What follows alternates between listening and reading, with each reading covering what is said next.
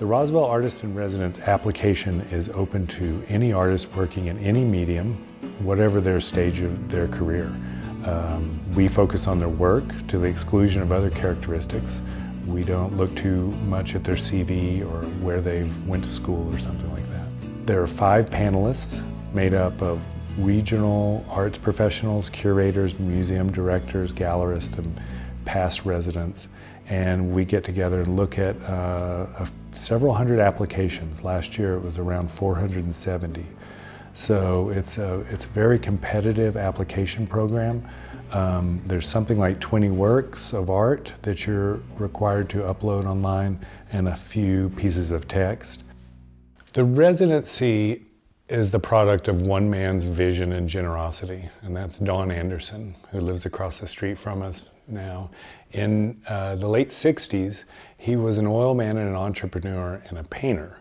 And living in Roswell, he didn't interact with a lot of artists, so he started inviting them to come make projects here. He invited Herb Goldman to come make the hinge in 1966. It's a monumental earthwork on his property.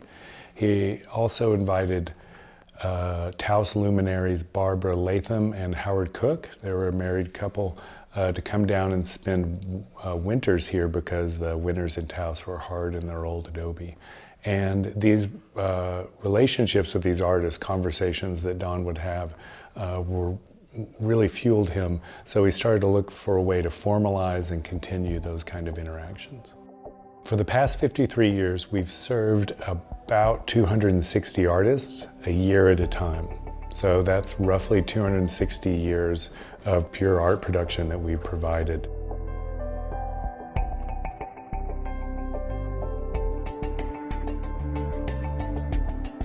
For 20 years now, I've been doing this kind of drawing called micrography, which is literally tiny calligraphy.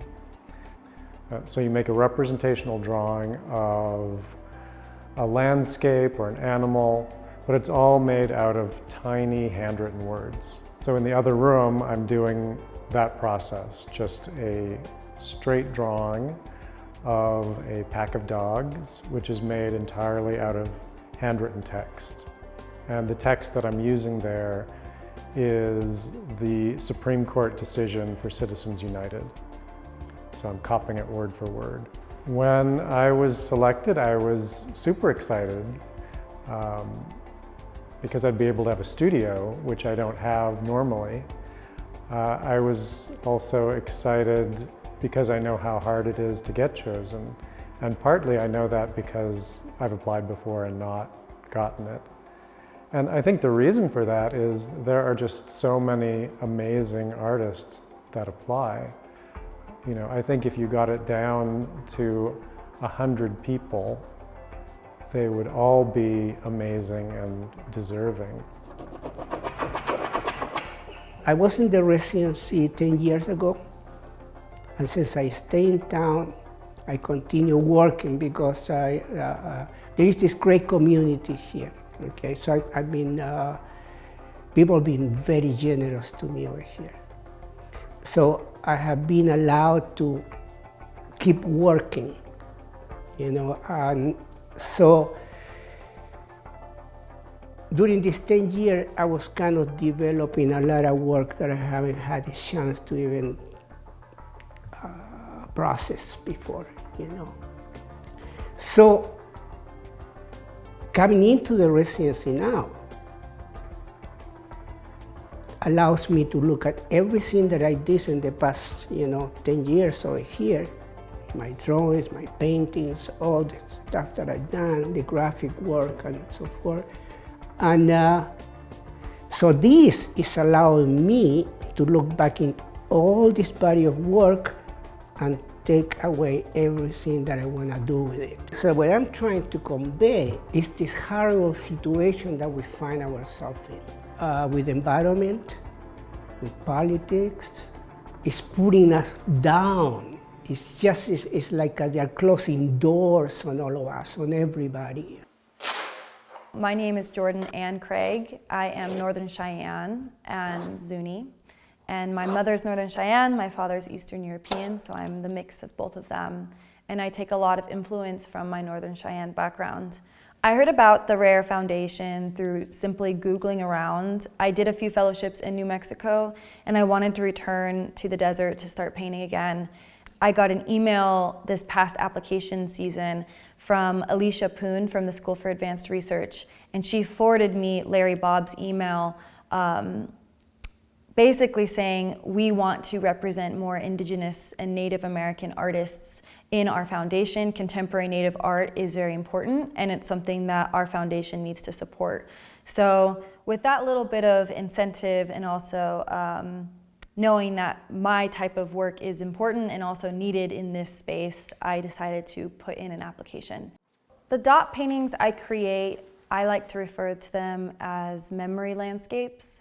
So they're not necessarily anything that I'm tracing or replicating exactly. I like to think of it as when you're driving and you just have these landscapes in your periphery, and those are the ones I'm memorizing and keeping in my mind. So that is that's my translation of those mountains and those plateaus and those drives to the airport at 4 in the morning or whatever it might be.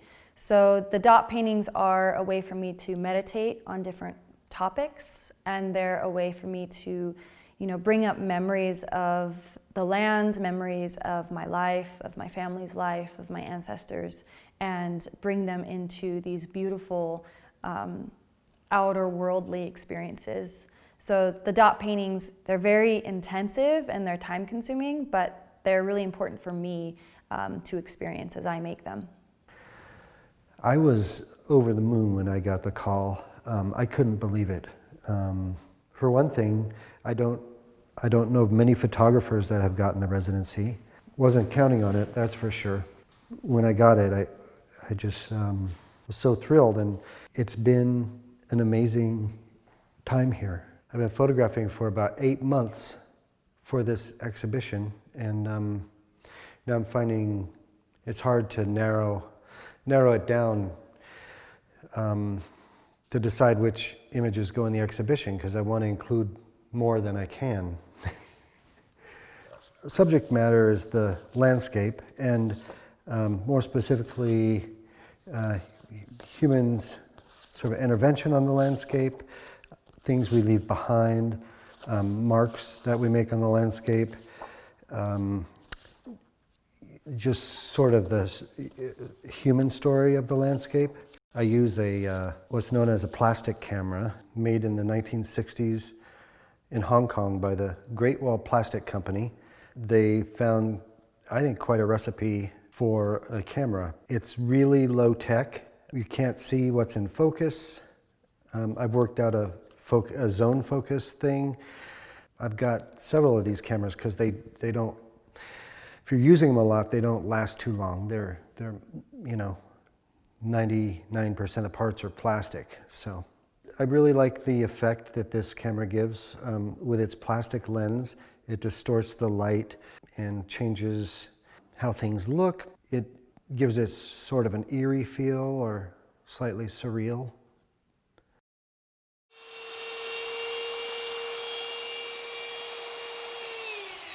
I was living in LA and I really wanted to continue in my career as an artist. And then I started researching amongst the best residencies in the United States. And I also knew that if I was going to take that big step for leaving my job and my livelihood, I was going to do it for long term, like at least a year. My work is very concerned with technology.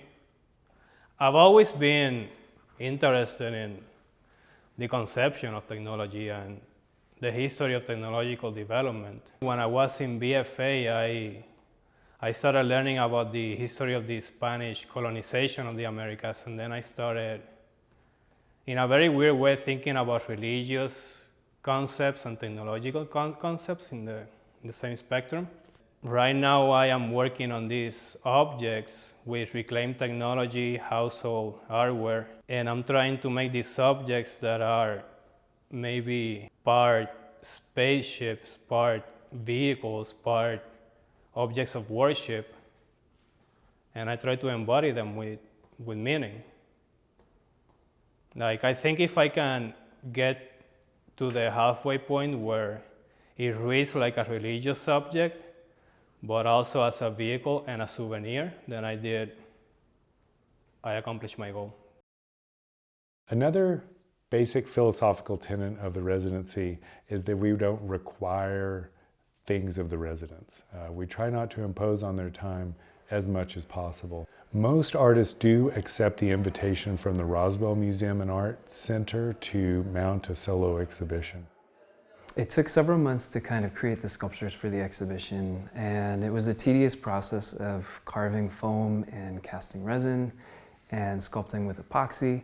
And then it took several days to move everything over from the studio to the gallery. The reception for the opening was great. I mean, it's unique in that Roswell does have this kind of built-in supportive community where it seems like people are generally plugged in and interested in what the residency is doing and the programming that happens through the residency program.